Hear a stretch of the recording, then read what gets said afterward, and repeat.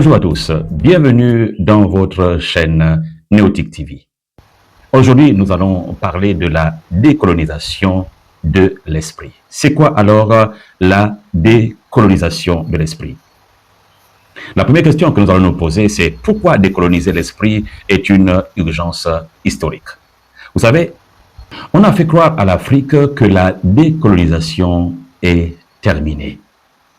On lui a donné des drapeaux, des hymnes, des élections, des présidents.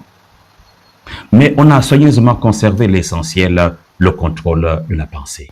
Car la domination la plus efficace n'est pas celle qui enchaîne les corps, mais celle qui oriente les esprits. Lorsqu'un peuple adopte les catégories mentales de son dominateur, il devient lui-même le gardien de sa propre soumission. C'est ainsi que l'aliénation mentale s'installe silencieuse et durable, transmise de génération en génération. Les indépendances africaines ont été pour la plupart incomplètes. Elles ont libéré les territoires, mais pas les consciences. Les structures politiques ont changé de visage, mais les logiques de dépendance sont restées intactes.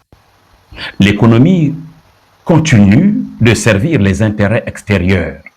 L'éducation reproduit les modèles importés.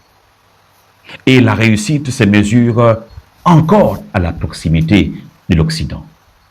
Décoloniser l'esprit, c'est d'abord oser regarder cette réalité en face. Ce n'est ni un rejet systématique de l'Occident, ni un repli identitaire stérile. Non, c'est un acte de lucidité. C'est un acte de souveraineté.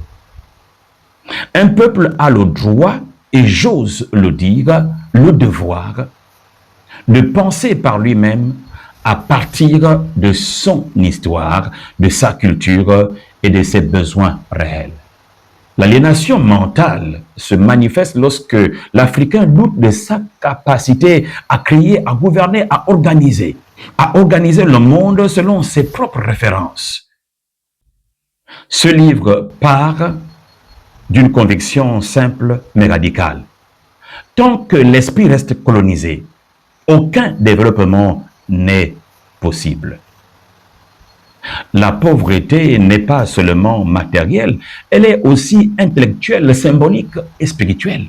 Et cette pauvreté-là est fabriquée, entretenue et normalisée.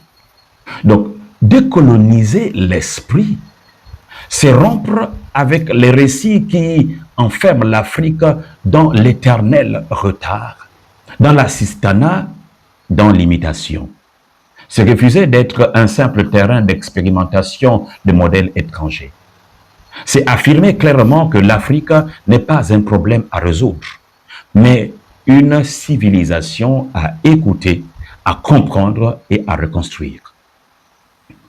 Ce combat est le dernier, parce qu'il conditionne tous les autres. Sans conscience libérée, il n'y a pas de souveraineté réelle.